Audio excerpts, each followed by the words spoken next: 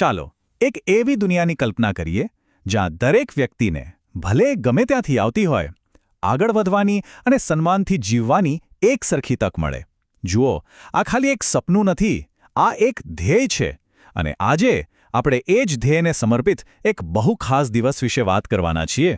આપણે બધા સમાનતા શબ્દ તો કેટલીય વાર સાંભળીએ છીએ, પણ શું ક્યારેય ઊંડાણમાં જઈને વિચાર્યું છે કે સાચી સમાનતાનો અર્થ શું છે? શું એ ફક્ત પુસ્તકોમાં લખેલી કોઈ વાત છે કે પછી આપણા રોજિંદા જીવન સાથે જોડાયેલી કોઈ હકીકત? ચાલો આજે આ સવાલનો જવાબ શોધવાનો પ્રયાસ કરીએ. દર વર્ષે 20 ફેબ્રુઆરીએ આખી દુનિયા એક સાથે આવે છે વિશ્વ સામાજિક ન્યાય દિવસની ઉજવણી કરવા માટે. આ માત્ર એક તારીખ નથી, પણ એક રિમાઇન્ડર છે કે સમાનતા માટેની આ સફર હજી પૂરી નથી થઈ અને આમાં આપણે સૌએ સાથે મળીને ચાલવાનું છે. તો આ સામાજિક ન્યાય એટલે શું? સાવ સરળ શબ્દોમાં કહું તો એ પાક્કું કરવું કે કોઈપણ વ્યક્તિને એની જાતિ, એના ધર્મ, એના લિંગ કે પછી એની આર્થિક સ્થિતિને કારણે પાછળ ન રહી જવું પડે. જેમ કે કોઈ બાળક ગમે તેટલા ગરીબ પરિવારમાંથી કેમ ના આવતું હોય, પણ એને સારામાં સારું શિક્ષણ મેળવવાનો એટલો જ અધિકાર છે. બસ આ જ તો સામાજિક ન્યાયનો પાયો છે. આ દિવસની ઉજવણી પાછળ મુખ્યત્વે 3 મોટા લક્ષ્યો છે. પહેલું, સૌના માટે સમાનતા.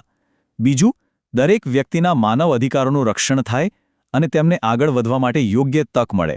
અને ત્રીજું, અને સૌથી અગત્યનું, આ બધા દ્વારા ગરીબી અને ભેદભાવને સમાજમાંથી જડમૂળથી દૂર કરવા. આ ત્રણેય વસ્તુઓ જ્યારે મળે ત્યારે જ એક સાચા અર્થમાં ન્યાયી સમાજ બને છે. તમને થશે કે આ વિચાર તો સારો છે, પણ એને દુનિયાભરમાં ઓળખ ક્યારે મળી?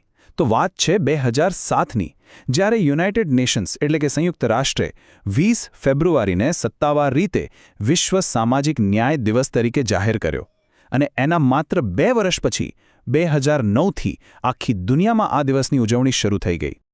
આ એક વાક્ય આખા દિવસનો સાર કહી દે છે. સાચો વિકાસ ત્યારે જ શક્ય છે જ્યારે દરેક વ્યક્તિને સમાન સન્માન અને અવસર મળે. આનો મતલબ શું? મતલબ કે દેશનો વિકાસ ખાલી મોટી ઇમારતો કે રસ્તાઓ બનાવવાથી નથી થતો. સાચો વિકાસ તો ત્યારે કહેવાય જ્યારે સમાજના છેલ્લામાં છેલ્લા માણસને પણ એવું લાગે કે હા, મારી પાસે પણ આગળ વધવાનો મોકો છે અને મારું પણ સન્માન છે.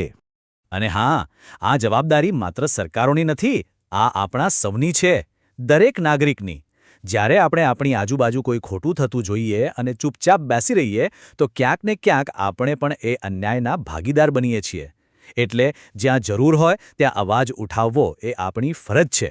કહેવાય છે ને કે ટીપે ટીપે સરોવર ભરાય.